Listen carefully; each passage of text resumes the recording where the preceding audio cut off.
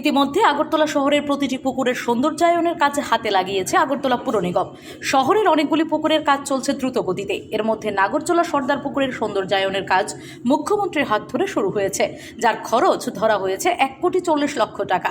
সে কাজের অগ্রগতি আজ খতিয়ে দেখতে গেলেন মেয়র দীপক মজুমদার। সঙ্গে ছিলেন এলাকার কর্পোরেটর অভিজিৎ মল্লিক সহ অন্যান্যরা। প্রসঙ্গত, দীর্ঘদিন ধরেই এই পুকুরটি পরিত্যক্ত অবস্থায় পড়েছিল। পুর নিগমের মেয়রের তৎপরতায় অবশেষে ব্যবহারযোগ্য হয়ে উঠছে পুকুরটি। আগামী 1 মাসের মধ্যে উদ্বোধন হতে পারে বলে জানান মেয়র দীপক মজুমদার। পাশাপাশি মিলনচক্র মন্ত্রীবাড়ির পুকুরটি পরিদর্শন করেছেন মেয়র। এতে ব্যয় হবে 1,20,00,000 টাকা। সেটিও পরিদর্শন করেন মেয়র দীপক মজুমদার। কবে নাগাদ উদ্বোধন হতে পারে?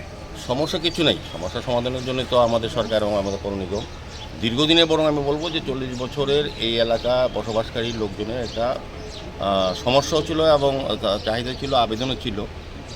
যখন যারা আগে দায়িত্বে ছিলেন কর্পোরেশনে কিংবা সরকারে, তখন তারা এটা এতটা গুরুত্ব দেননি বা অনুধাবন করেননি। আমাদের সরকার আসার পর এবং আমাদের পৌর নিগম গঠন হওয়ার পর আমাদের কর্পোরেটর বা এই এলাকার যেমন যারা সংযুক্ত আছেন এলাকার উপরে সবারই দাবি করে বিভিন্নভাবে মাননীয় মুখ্যমন্ত্রী বরাবরও ওনার দাবি রেখেছিলেন ডক্টর মালয়েশিয়ার কাছে এবং আমাদের কাছেও কর্পোরেটর প্রতিনিয়তি।